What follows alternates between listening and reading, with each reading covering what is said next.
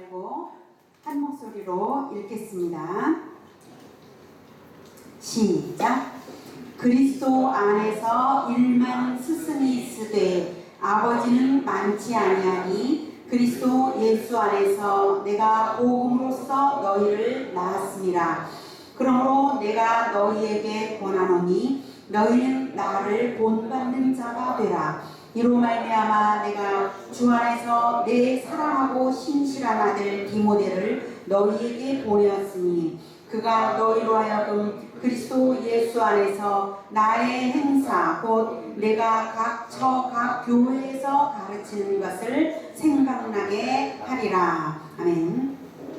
사랑하는 성도 여러분, 지난주에 제가 여러분에게 이런 질문 드렸죠. 이어달리기 선수가 최종 승리를 위해서 반드시 잘해야 되는 것은 무엇인가? 기억나시나요? 예, 빨리 뛰는 것과 바톤을 놓치지 않는 것, 뭐가 중요하다고 했죠?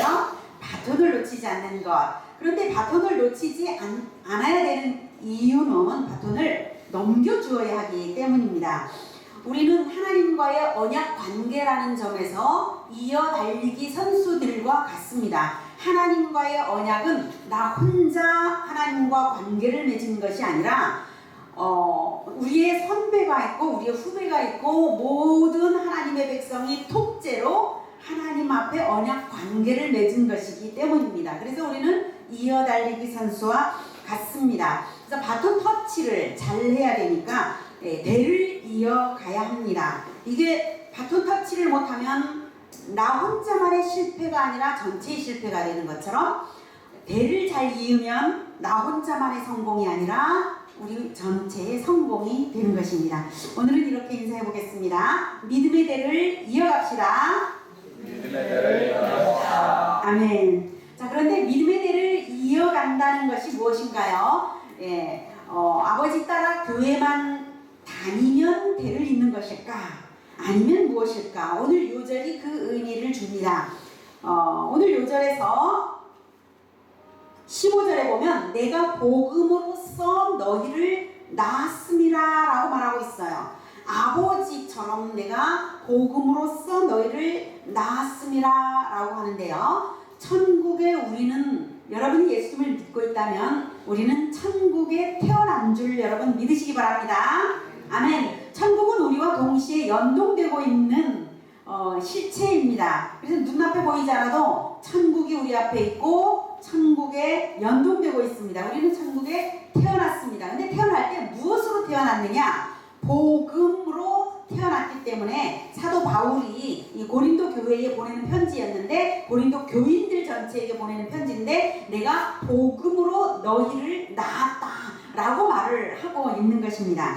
복음이란 기쁜 소식이라는 뜻인데요. 인류 역사 속에서 유일하게 완전히 최고로 기쁜 소식, 그건 바로 천국에 태어나는 정보를 주는 것입니다. 그 정보가 뭐냐면 우리는 죄인이고 지옥 갈 처지인데 하나님께서 하나님의 아들을 보내주셔서 우리 대신 심판받게 하셨으니 그 하나님의 아들을 영접하면, 복음을 받아들여서 영접하면 하나님의 아들의 영이신 성령께서 우리 안에 들어와서 우리 생명이 새롭게 태어나고 천국에 연동되기 시작한다 라고 하는 게 바로 복음입니다. 그래서 복음을 믿을 때에 복음으로 천국에 나아지는 것입니다. 그래서 대를 잇는다는 것은 내가 받은 그 복음을 다시 누군가에게 주어서 믿게 하는 것이 대를 잇는 것입니다.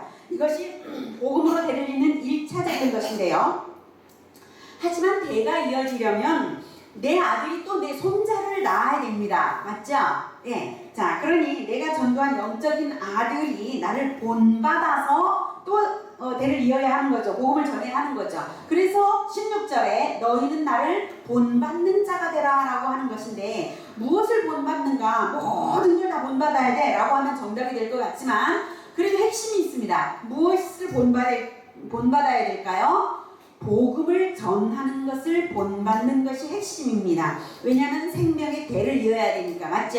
자, 우리가 태어났는데 아버지가 나를 낳아주셨는데 나도 내 아들을 낳는 것이 기본적으로 해야 할 것인 거죠. 대를 잇는데 바로 그걸 말하는 것입니다. 자, 그래서 사도 바울은 예수님을 본받았습니다. 그래서 너희는 나를 본받는 자가 되라 라고 할 때 예수님을 본받았다는 거죠. 자기가 물론 모든 것에서 다 본받을 수 없어도 이렇게 본받는 자가 되라 라고 말하면서 최선을 다해서 본받은 것이 바로 사도 바울이라는 것을 우리는 알 수가 있습니다. 무엇보다도 복음 전도 이게 중심입니다. 자, 그런데 대부분의 교회 안에서는요, 성경을 가르치는 사람들이 많고, 이 세상에도 교회가 많고, 성경을 가르치는 사람들도 많고, 설교를 하는 사람들도 많은데, 안타깝게도 그 1만 스승이 복음으로 낳지는 않는다. 그래서 아버지는 많지 않다. 그리스도 안에서 1만 스승이 있지만 아버지는 많지 않다. 그러나 나는 복음으로 너희들을 낳았노라 라고 사도 바울이 말하고 있습니다. 그러니까 성경을 가르쳐도 복음을 전하지 않는 사람들이 많다는 것이죠. 이게 매우 안타까운 것입니다. 성경을 가르치는 것이 아주 좋은 일입니다. 그렇지만 그 사람들이 대를 잇고 있지는 않다는 거예요. 복음을 전하고 있지 않다면. 이해되십니까? 복음이 그만큼 중요한 것입니다. 그래서 여러분은 꼭 복음을 전하시는 분이 되시기를 축복합니다. 아멘. 네, 복음으로만 생명이 되기 때문입니다.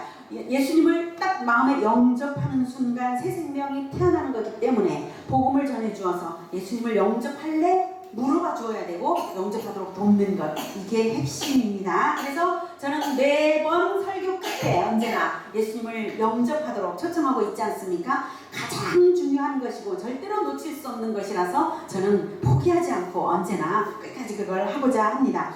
그래서 사도 바울을 본받은 사람이 누구냐 하면 디모데입니다. 그래서 내 사랑하고 신실한 아들이 디모데라고 하고 있습니다. 몸으로 낳은 아들이 아니라 복음을 전해서 복음으로 낳은 영적인 아들 디모데인데, 디모데를 고린도 교회 너희들에게 보냈으니까 잘 배워라. 그 배우는 것은 바로 내가 가르치는 것을 디모데가 가르쳐 줄 거야 라고 말하는 것이죠. 여기에 내가 각 교회에서 가르치는 것을 생각나게 하리라 라는 것은 너희들이 디모데에게 배우면 그건 바로 내가 지금 각처 다른 교회들도 개척해서 계속 가르치고 있는데 동일한 것을 디모데가 배웠기 때문에 너희들에게 전달해 주는 거야. 그러니까 너희들이 생각날 거야. 내가 뭘 가르치고 있는지. 이런 뜻이에요. 그러니까 이제 어떻게 되었습니까? 흐름이 이어져 가고 있죠. 자, 먼저는 복음을 내가 너희에게 전해서 너희를 낳았다. 두 번째로는 너희도 본받아서 복음을 전해라. 세 번째로는 디모데가 나를 본받아서 내가 가르치는 것을 너희에게 또 전하고 있다 라고 하고 있는데, 자, 흐름이 맨 처음에는 예수님에게서 바울에게로 대를 이었고, 바울이 디모데에게 대를 이었고, 디모데와 또 다른 모든 교회들에게 대를 잇고 있는 이 대를 잇는 흐름이 여기에 나타나고 있습니다. 보이시죠? 네. 자, 여러분 중에는 아직 복음을 전해본 적이 없는 분들이 아마 많으실 거고, 복음을 전하라고 하니까 목사님이 너무 지나친 주문을 하는 거 아니야? 이렇게 생각을 하실지도 모릅니다. 그러나 저는 초신자 때부터 복음을 전했습니다. 복음을 전하는 방법을 배워서 그걸 달달달달 외워서 전했어요. 근데 처음에는 달달달달 외우는 게 이제 잘 몰라서 그러나 그것도 아니고요. 입으로 술술술술 나와야 되기 때문에 간결한 언어로 짧은 시간에 장황하게 말하지 않도록 달달달달 외워서 술술술술 나오도록 그렇게 외워서 했어요. 그렇게 해놓고 보니까 자꾸 묵상이 되고요. 성경의 다른 부분을 볼 때도 여기 복음에 그 진리가 있네. 여기도 있네. 여기도 있네. 성경을 읽을 때마다 성경의 진리가 너무 잘 깨달아지고 너무 귀하더라고요. 그래서 여러분도 복음의 진리를 그 간결한 언어로 달달달달 외워서 술술술술 말할 수 있기를 축복합니다. 아멘. 며칠 전에 우리 안 집사님이 성경 공부하러 오셔서 제가 복음 전도 시나리오를 드렸더니 그걸 사진으로 찰칵 찍으셨어요. 사진으로 찍어서 자꾸 보시면서 외워서 해보시겠다고 하니까 저는 기대하고 있습니다. 여러분도 모두 그렇게 할 수 있기를 바랍니다. 아멘. 네.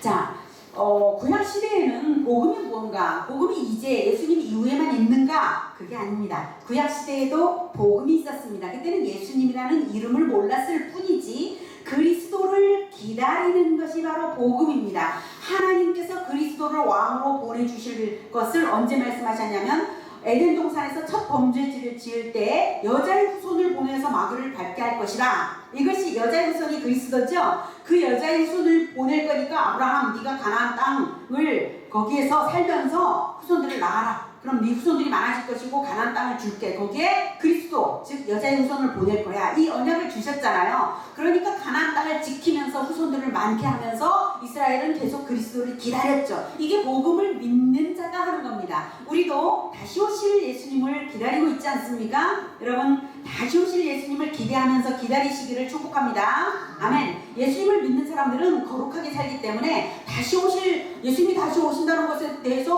무서워라 내가 심판받을 거 아닐까 이렇게 생각할 게 아니라 예수님을 믿는 사람들은 와 비록 내가 거룩하지 못했지만 언제나 예수님의 피로 자꾸 씻었지 그리고 착한 일도 하려고 노력했어 상 받을 거야 기대하면서 기다리셔야 됩니다. 그렇게 하시기를 축복합니다. 아멘. 이게 바로 언약 관계에 있는 거고 복음을 믿는 자들입니다. 구약에도 그 복음이 있었다 이건데요.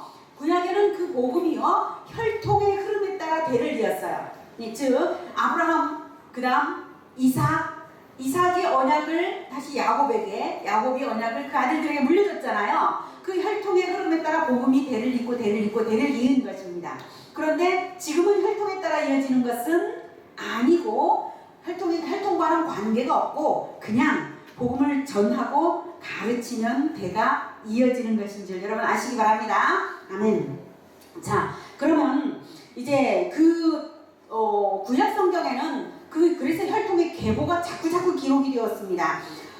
자꾸 기록이 되었는데 계보가 바로 복음을 들은 계보다라고 생각하시면 되고 그 계보는 장자냐 차자냐 하는 것이 굉장히 중요하죠. 아버지 밑에 누구 차례로 아들들을 쓰는데 장자를 맨 위에 쓰고 이렇게 하지 않겠습니까?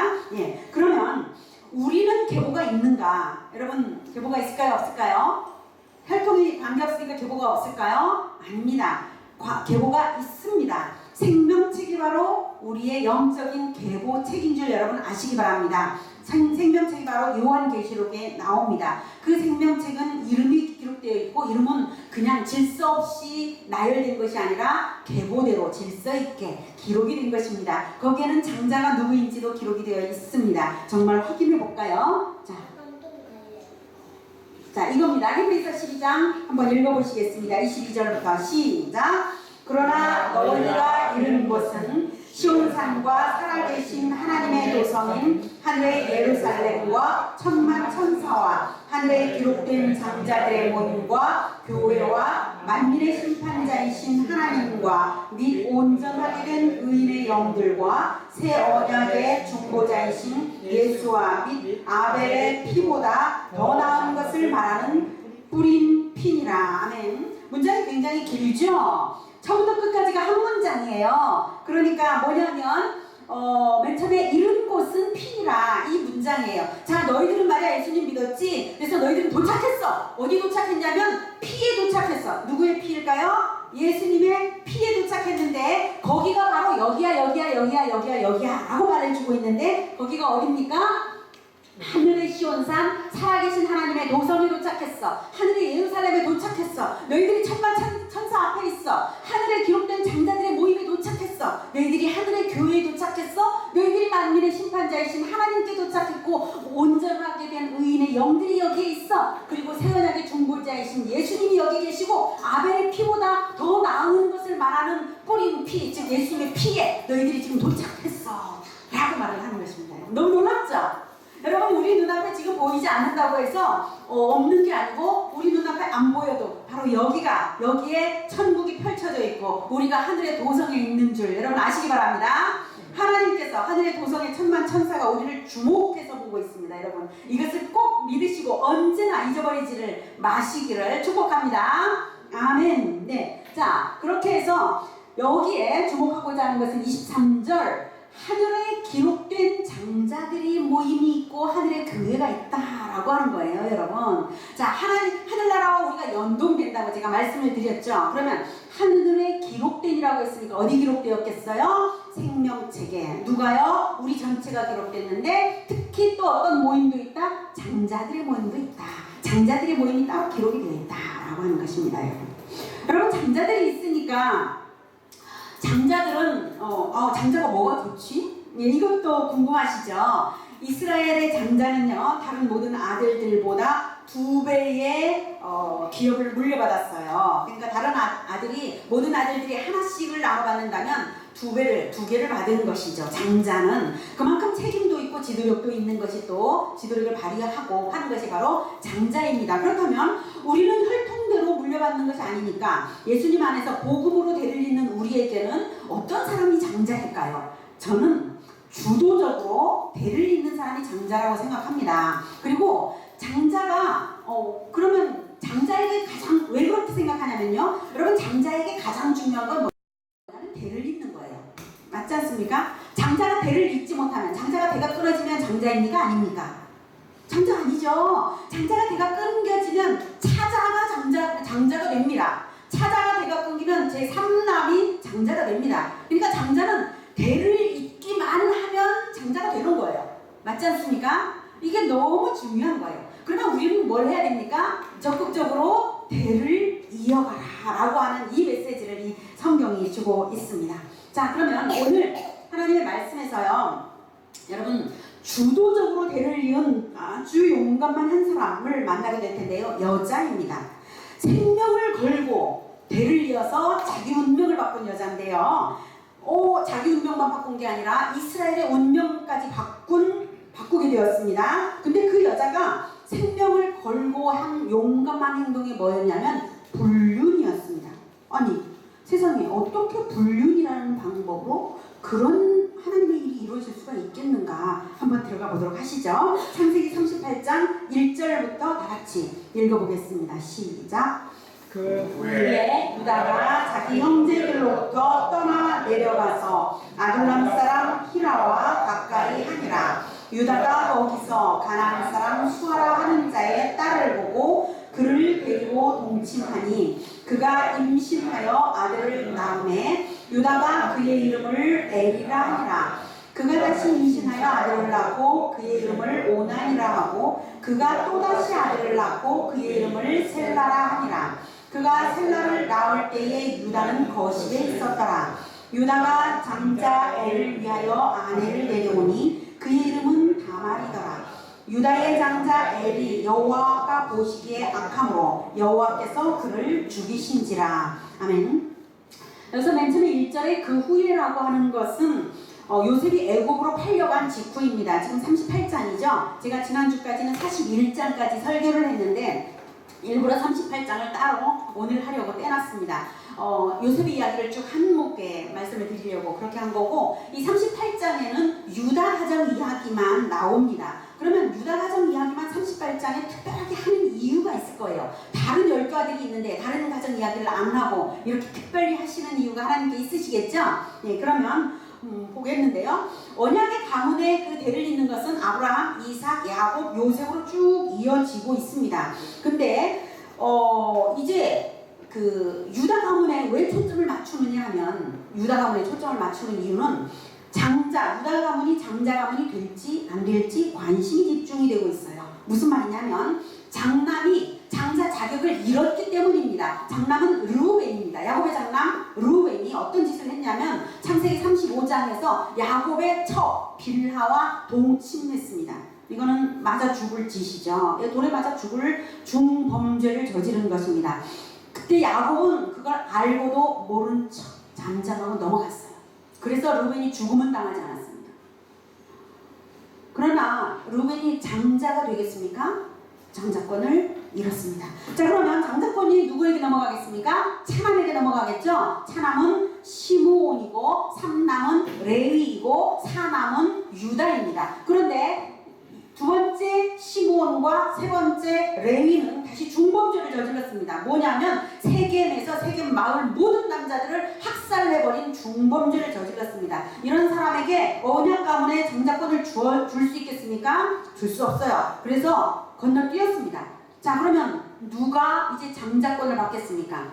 유다가 받겠죠. 자, 그럼 유다에게 초점이 맞춰져 있는데 유다가 만약에 장자권을 잃는다면 오남인 단에게 넘어가게 되는데요. 단은 야곱의 첫 빌하의 소생입니다.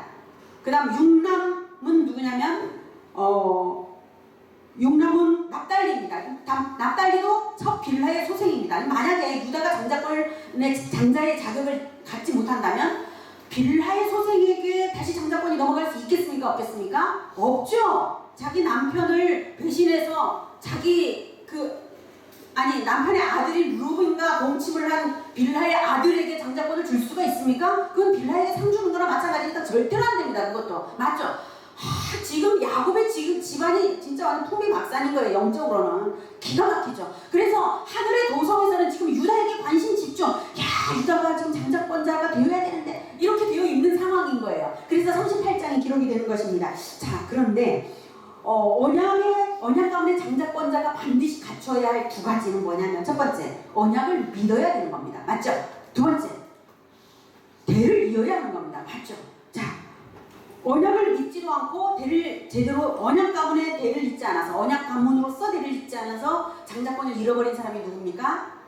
야곱의 형 에서입니다. 언약을 믿지 않았기 때문에 헷족속과 결혼을 해버렸잖아요. 멸망당할 족속과. 그래서 아버지도 안 믿고 어머니도 안 믿는 그 부모에게서 믿는 자녀가 태어날 리가 없죠. 그래서 장자권이 상실되어 버렸고, 야곱이 비록 탈취하는 방법으로 장자권 축복을 받았지만 그것이 천국에서 승인이 되어서 베델 사닥다리 꿈으로 언약을 야곱이 이어받게 되었다라고 하는 것입니다. 자, 이제부터 이스라엘 역사의 관전 포인트는 유다가 장자권자로서 언약을 분명하게 믿는가, 그리고 대를 잇는가, 이것입니다. 그런데 유다가 한 짓이 뭡니까? 지금 가나안 사람 수아라 하는 자의 딸과 동침해서 아들을 낳았는데 엘, 오난, 셀라, 이렇게 셋을 낳았다 이것입니다. 큰일 났죠. 네. 결혼 전통을 깨뜨렸어요. 아버지 아브라함은 이삭을 멸망당할 가나안 족속과 결혼 안 시키기 위해서 하란에서 며느리감 데려오라고 했었고, 그리고 이삭도 야곱을 하란으로 보내어서 결혼을 시키는 그 전통을 깨뜨려버렸어요. 유다가.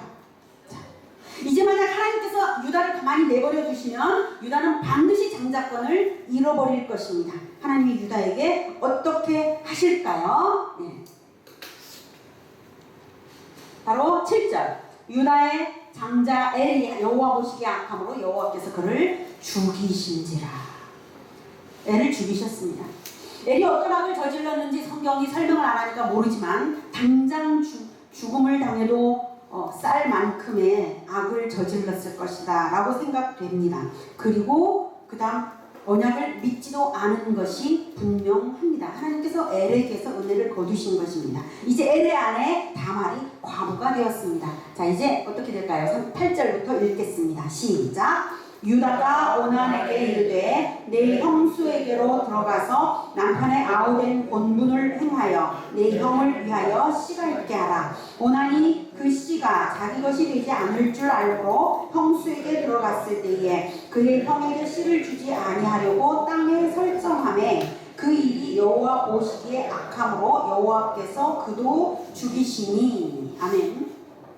자, 남편의 아우된 본분을 행하라 라고 하면서 하는 게 뭐냐면, 네 형수와 잠자리를 해서 아들을 낳게 해줘라, 이 뜻 이거예요. 여러분, 우리가 듣기에 무슨 말을 하고 있어? 이렇게 여러분 들릴 거예요. 처음 들으시는 말이니까. 근데 이스라엘에는 계대 결혼이라고 하는 결혼 제도가 있는데요, 계대라는 말은 대를 잇는다라는 낱말의 뜻이 그렇습니다. 이것은 하나님께서 명령하신 선량한 제도입니다. 방법은 형이 자식 없이 죽으면 형수가 아들을 낳도록 잠자리를 해서 첫 아들을 형의 계보에 올려서 대를 잇게 하는 것이고, 그 아들이 형이 받을 장자가 받을 그 유산을 그대로 그 아들이 물려받게 하고 형수도 보호받게 하는 그러한 선량한 것이죠. 대를 잇는 것 자체가 절대적으로 중요하다라고 하는 것을 알 수 있고, 두 번째는요, 형수가 보호되고 남편의 아우된 본분으로서 그렇게 하는 게 형제 우애이기 때문입니다. 그런데 둘째 오난은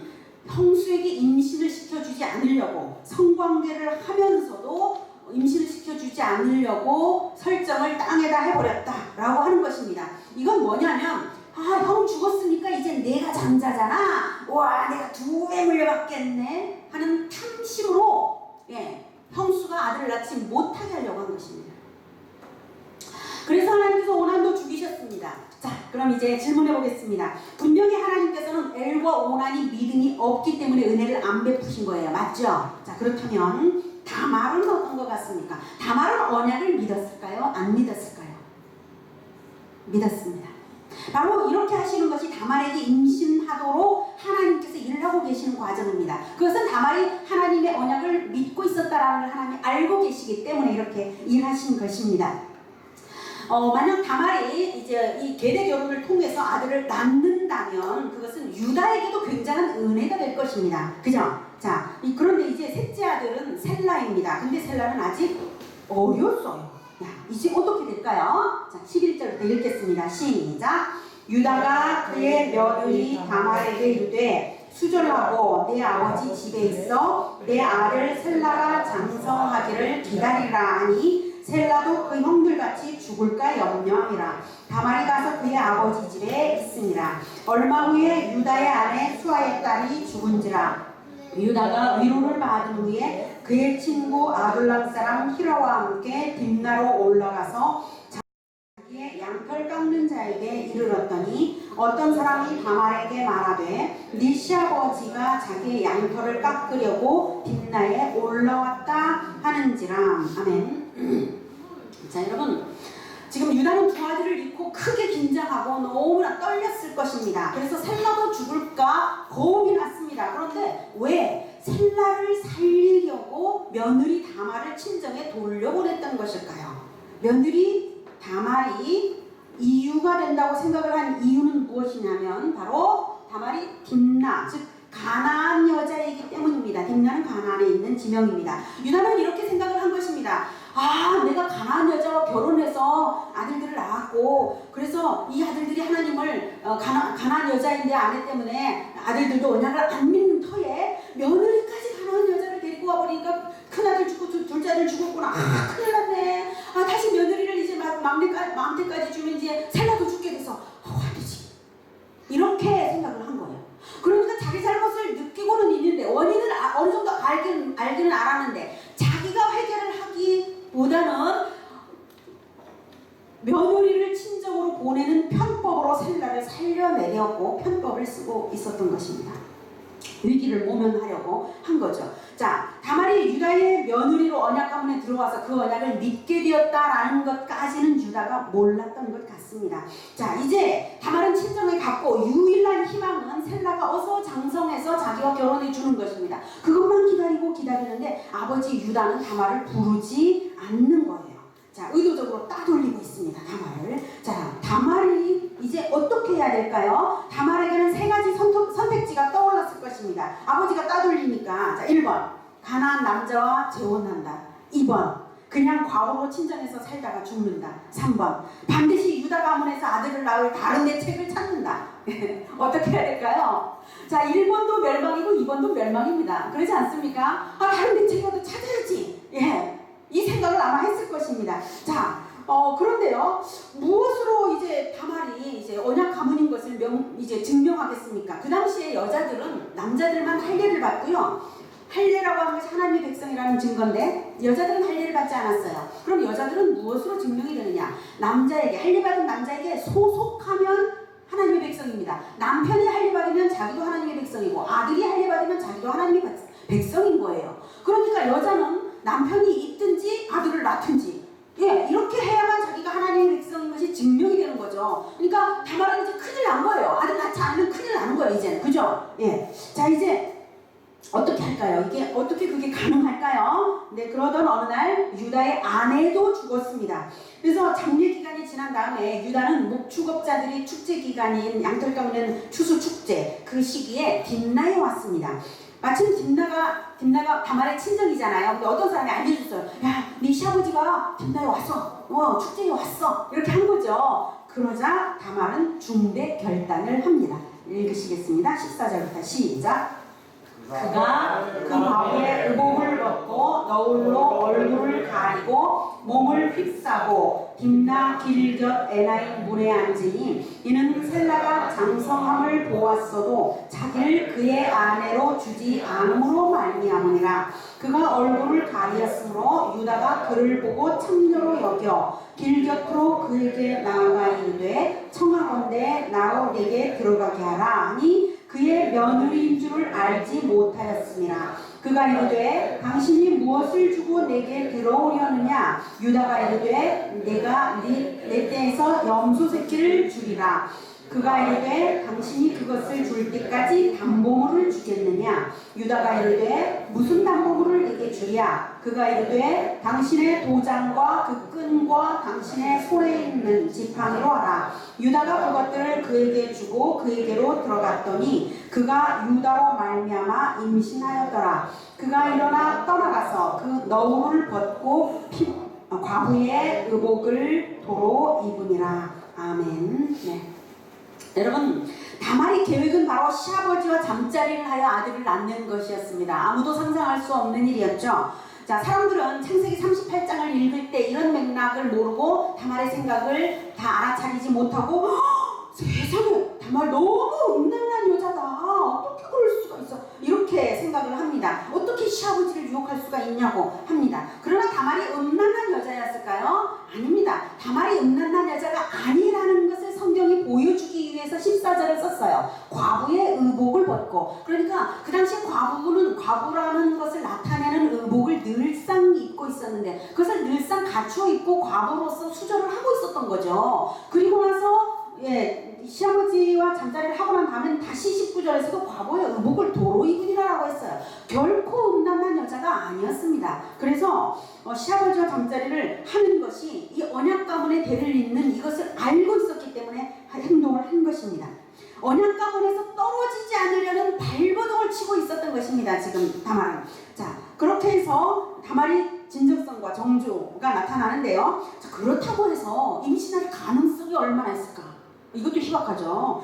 그렇다고 해서 임신을 했다 쳐요. 했다 해도 그 임신한 아들이 유다의 아들인 것을 어떻게 증명할까? 완전 이게 산다고 산이잖아요. 야, 죽음을 당할 가능성이 거의 100%예요. 지금 다말은 설령 성공한다 해도. 그래서 지혜를 발휘했습니다. 그리고 사실 증명했다 해도 일생 동안 수치를 당하면서 살 것은 이미 각오했어요. 예, 일생 동안 수치는 분명히 있어요. 사람들이 손가락질 분명히 당합니다. 그러나 그건 그냥 각오해버렸어요. 자, 그런데 관건이 뭐냐? 유다의 아들이라는 것을 증명해야 되거든요. 그렇게 해서 뭘 했습니까? 네, 담보물을 달라고 한 거죠. 화대로 이제 그 유다는 그 축제 기간이어서 어느 정도 술도 얼큰하게 취했을 것이고, 그래서 자기 며느리인 줄도 모르고 이제 매춘을 요구한 것이죠. 그러니까 이제 화대로 뭘 주겠냐 하니까 염소 새끼 주겠다 하니까 그것을 받을 때까지, 그것을 줄 때까지 담보물 주세요 하니까 뭐로 줄까 하니까 도장하고 끈하고 그 지팡이로 하세요. 그 당시에 그 유대인 남자들은 지팡이를 항상 들고 다녔다고 해요. 그러니까 누구 지팡이인지 다 알 수 있는 것이죠. 도장도 그 사람은 또 유일한 거 아닙니까? 그래서 완전히 삼중 담보물을 확보를 했습니다. 자, 그렇게 해서 정말로 그 하룻밤의 일로 임신을 했습니다. 여러분, 하룻밤의 일로 임신을 했다. 이거 하나님의 은혜 아닙니까? 예, 그렇게 됐어요. 자, 석 달 후에 다말의 배가 막 불러왔어요. 그래서 다말이 임신했다는 것을 누가 유다에게 알렸습니다. 네 며느리 다말이 음행을 해가지고 임신했어 라고 하니까 유다가 완전 분노하면서 뭐라고 했냐면 당장 다말을 끌어내어서 불살라 죽여라 라고 한 거예요. 그래서 사람 보냈어요. 그래서 사람들이 다말을 끌어왔어요. 막 끌려갈 때 다말이 물건 3개를 꺼내어서 보여주면서 잠깐만요. 나를 죽이기 전에 이 물건을 우리 시아버지에게 보여주시고 이 물건의 인자로 인하여 내가 임신했으니까 이 물건이 누구 것인지 가서 꼭 보여주세요. 나 죽이기 전에 이거 해주세요. 라고 한 거예요. 그래서 그 물건이 시아버지에게 전달이 됐습니다. 유다가 그 물건들 보고 표정이 어땠을까 거예요. 얼마나 기가 막혔습니다. 유다는 이렇게 말했습니다. 26절 시작. 유다가 그것들을 알아보고 이르되 그는 나보다 옳도다. 내가 그를 내 아들 셀라에게 주지 아니하였음이로다 하고 다시는 그를 가까이 하지 아니하였더라. 그래서 그 이후에 평생 며느리를 보지 않은 것이죠. 그러나 하나님이 유다에게 얼마나 은혜를 베푸신 거예요. 그래서 아들 낳았어요. 쌍둥이 아들. 그것도 대단하죠. 베레스와 세라. 자, 유다는요 지금 이 순간에는 아주 처참하게 수치스럽게 느꼈을 거예요. 그러나 그 수치보다도 유다는 사실 회개하는 마음이 일어났어요. 왜? 그는 나보다 옳도다 라고 하는 것은 인정한 거죠. 그 물건 가져온 거 보고 자기가 바로 그 아기의 아버지라는 것을 부정할 수도 없고 인정하면서 그는 나보다 옳도다라고 하는 것은 나는 하나님 앞에 옳지 못했어 라고 하는 것을 인정을 한 것입니다. 자, 여기서 의롭다, 개역 한글판에는 의롭다, 옳도다를 의롭다라고 표현을 하고 있는데 이 뜻은요 하나님 앞에서 의로움을 인정받는다 이 뜻입니다. 여러분, 하나님 앞에서 의로움을 인정받는 것은 딱 한 가지밖에 없습니다. 인간은 모두 죄인이고요. 자기가 아무리 죄를 안 지었다고 해도 마음속으로도 죄가 일어나는 법이기 때문에 내가 죄가 없다는 것을 인정받을 사람은 단 한 사람도 없습니다. 죄를 다 물려받고 태어나기 때문입니다. 그런데 하나님 앞에서 의롭다 인정받는 것은 바로 언약을 믿고 그리스도께 속하는 것, 이것만으로 의롭다 인정받는 것인 줄 여러분 아시기 바랍니다. 그래서 유다는 언약을 믿었어야 되는데 자기의 믿음이 연약하여서 믿긴 믿었어요. 연약하여서 그 믿음을 잃어버리고 그만 가나안 여자와 결혼하고 가나안 아들 셋 낳고 가나안 며느리 데려왔다는 것을 깨달은 거예요. 알아서 나는 하나님 앞에서 의롭지 못했어. 그런데 다말은 나보다 의롭다. 다말은 하나님의 언약을 믿었기 때문에 저 행동을 하는 것이다라는 것을 알고 그렇게 말을 한 것입니다. 여러분, 에덴에서부터 지금까지 하나님은 언약을 주시는 이유는 뭡니까? 믿으라고 언약을 주시는 겁니다. 약속은 믿지 않으면 약속이 아닌 거예요. 맞죠? 혼자 약속을 주었다고 받아들이는 사람이 그 약속을 믿지 않으면 그 약속은 약속이 아닌 거죠. 그냥 헛말인 거죠. 그러지 않습니까? 약속은 믿으라고 주는 것입니다. 그리고 약속이 이루어질 때까지 기다리라고 주는 것입니다. 그래서 구약시대에도요 하나님께서 언약을 주고 언약이 대를 이어서 이어지도록 언약을 믿어서 기다리라고 주었습니다. 이게 바로 의롭다는 인정을 받는 것이 대를 이어야 된다는 것 원리가 됩니다. 신약시대에도 마찬가지로 그리스도, 다시 오실 그리스도를 기다리는 언약을 믿는 믿음이 우리를 의롭게 하는 줄 여러분 믿으시기 바랍니다. 아멘. 자, 유다는요 자기의 믿음이 철두철미하지 못했는데 그리고 자기는 쾌락을 위해서 언약을 배신했는데 다말은 언약을 위해서 목숨을 걸었다는 것을 알았던 것이에요. 다말은 이것이 비록 불륜의 행동이고 사람들한테 비난을 받을지라도 무조건 나는 언약 가문에 속하고 봐야겠어, 구원받고 봐야겠어, 이렇게 한 것이죠. 이런 처절한 마음으로 그런 행동을 했습니다. 그래서 얼마나 착하냐 하는 것은 그 다음 문제이지 우선 구원받고 봐야 된다, 이것이 첫 번째라는 거 여러분 아시기 바랍니다. 자, 이스라엘 민족이 아닌 우리에게 어떤 언약으로 우리가 구원에 속할까요? 우리는 요한복음 1장 11, 13절에 이렇게 말씀을 하십니다. 화면 보시면서요. 자기 땅에, 예수님께서 자기 땅에 오매 자기 백성이 영접하지 아니하였으나 이스라엘이 예수님을 영접하지 않고 십자가에 못 박아서 죽여버렸으나, 그래서 이스라엘은 혈통적으로 버림받았으나 12절 영접하는 자 곧 그 이름을, 예수님의 이름을 믿는 자들에게는 하나님의 자녀가 되는 권세를 주셨으니, 이스라엘은 이제 하나님의 자녀가 아닙니다. 혈통적으로. 그러나 우리는 혈통적으로는 하나님의 자녀가 아니었지만 예수님을 영접함으로 하나님의 자녀가 되었다는 것입니다. 이것은 바로 혈통으로나 육정으로나 사람의 뜻으로 나지 아니하고 오직 하나님께로부터 난 자들이라.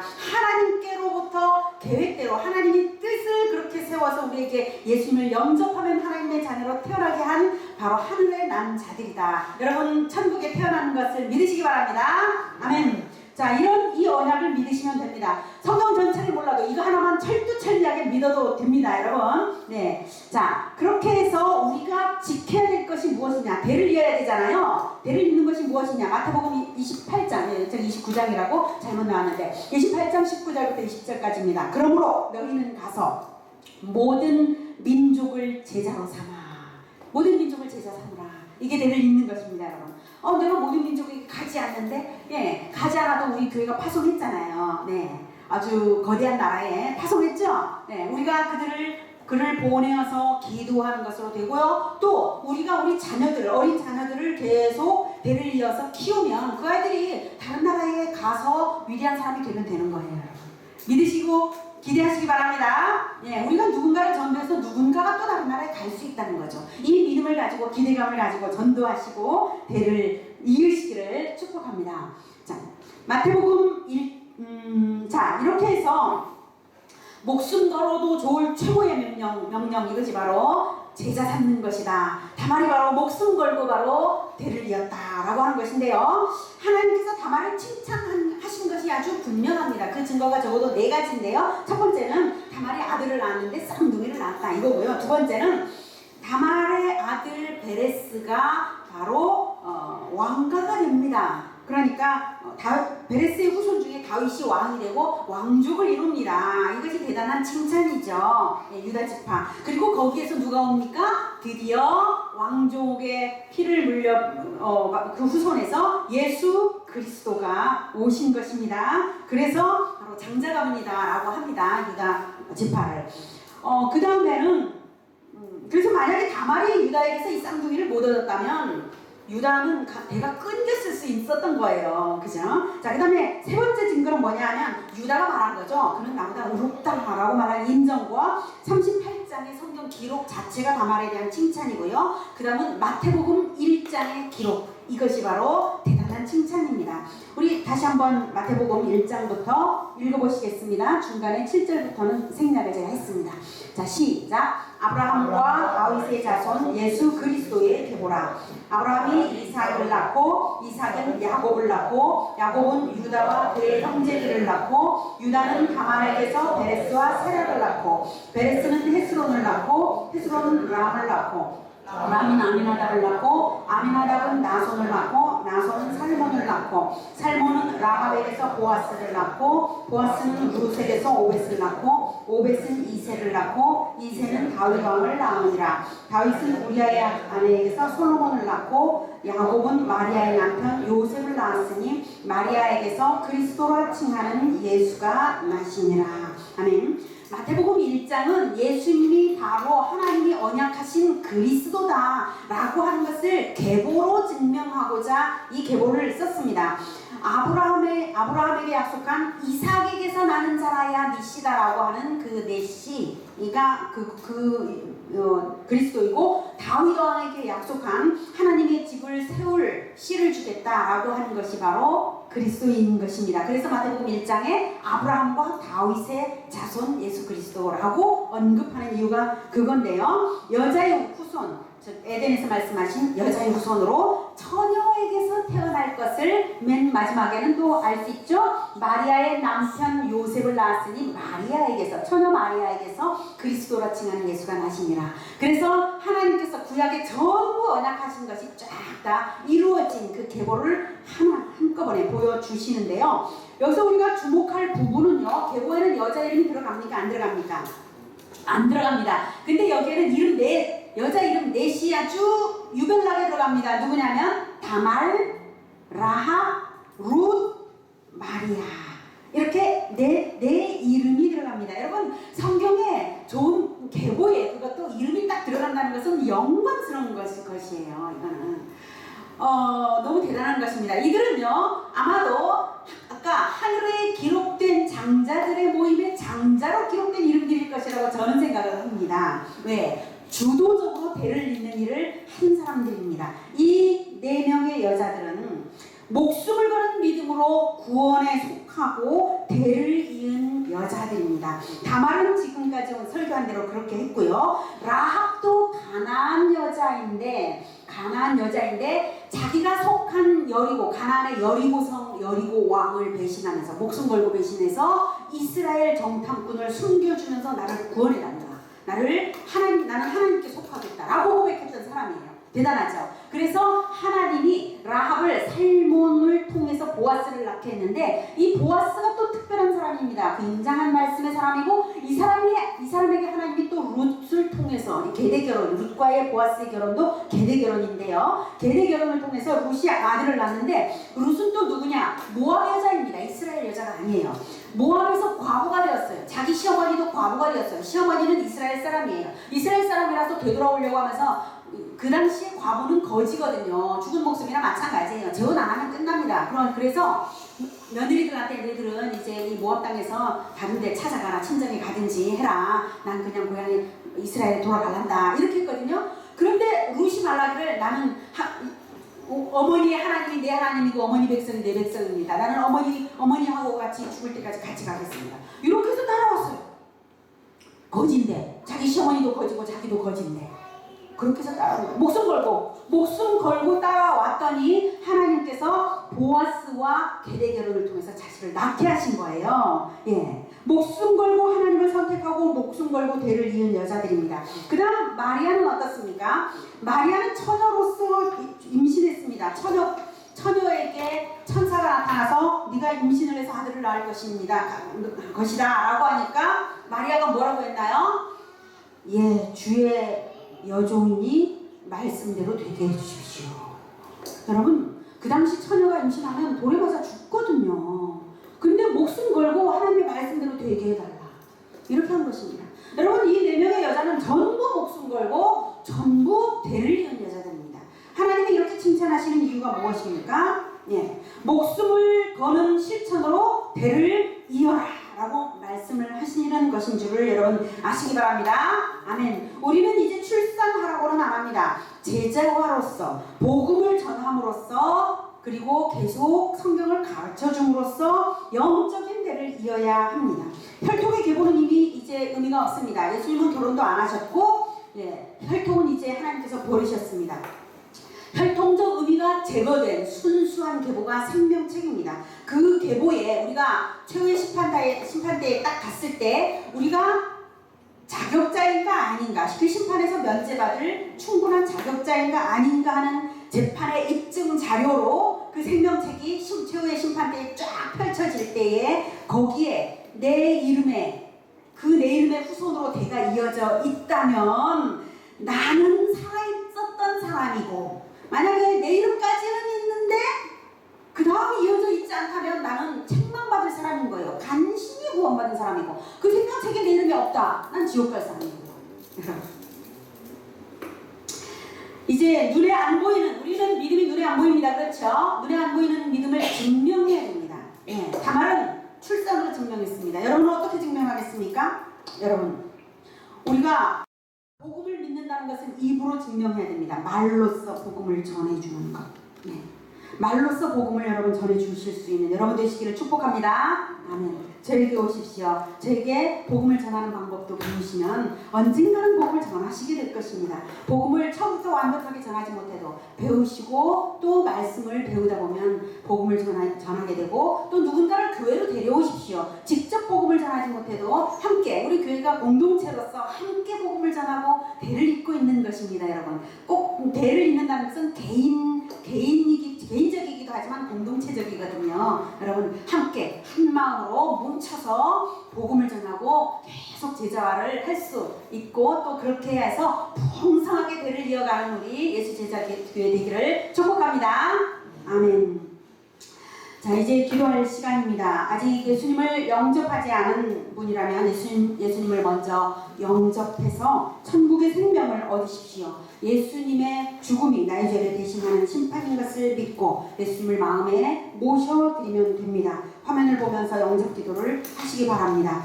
이제 믿음이 약하고 전도도 하지 않았던 지난날을 회개하시고 또 이제부터는 언약을 분명하게 믿고 전도하며 제자화의 대를 이어가겠노라고 결단을 하시면서 주님 오시는 날까지 우리 교회의 제자화가 확장을 거듭하도록 간구하는 기도를 다 같이 하시겠습니다. 기도하시겠습니다. 사랑하는 하나님